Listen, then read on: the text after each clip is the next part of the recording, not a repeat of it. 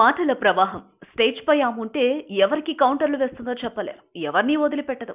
అలా అని బాధ పెట్టదు. నొప్పించక తానొవ్వక అన్నట్లు అందరినీ సరదాగా ఆట పట్టిస్తుంది. తన మాటల మాయాజాలంతో అందరినీ నవ్విస్తుంది. యాంకర్ గా తన సత్తా చాటుకుని 20 ఏళ్ల నుంచి బుల్లితెరను ఏలేస్తోంది. ఏ ఛానల్లో చూసినా తను దర్శనమిస్తుంది.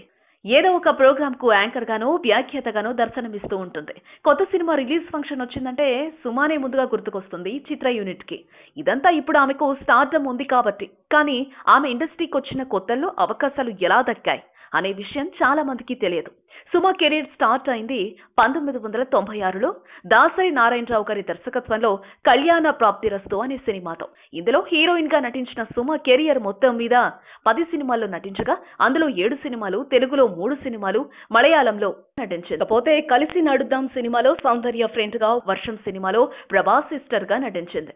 అంతేకాదు హీరోయిన్ గా ఒక పక్క నటిస్తూనే 1996లో బుల్లితెరపై నటించడం మొదలుపెట్టింది.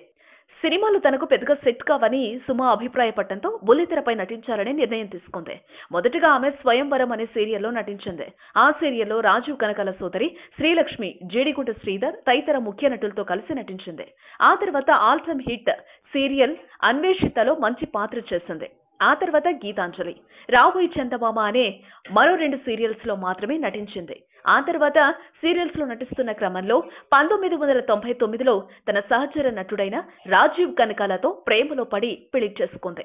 వీరికి 2 పిల్లలు. తర్వాత విషయాలన్నీ మీకు తెలిసినవే. త్వరలో సుమ రాజీవ్ల కొడుకు రోషన్ హీరోగా నటించడానికి సిద్ధమవుతున్నాడు. ఇకపోతే హీరోయిన్ గా పెద్దగా హిట్ అవ్వలేకపోతున్న సుమని సీరియల్స్ లో ప్రోత్సహించి నటించేలా చేసింది నాటి ముద్దమందారం, 2 జల్ల సీత లాంటి హీరో ప్రదీప్.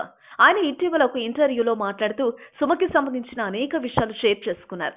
ఇలా మొదలైన సుమ ప్రస్థానం నేడు ఒక రోజుకి 2 లక్షల వరకు తీసుకుంటోంది. ఇదండి సుమని బుల్లితెరపై నిలబెట్టింది నాటి వెటరన్ హీరో ప్రదీప్ గారు.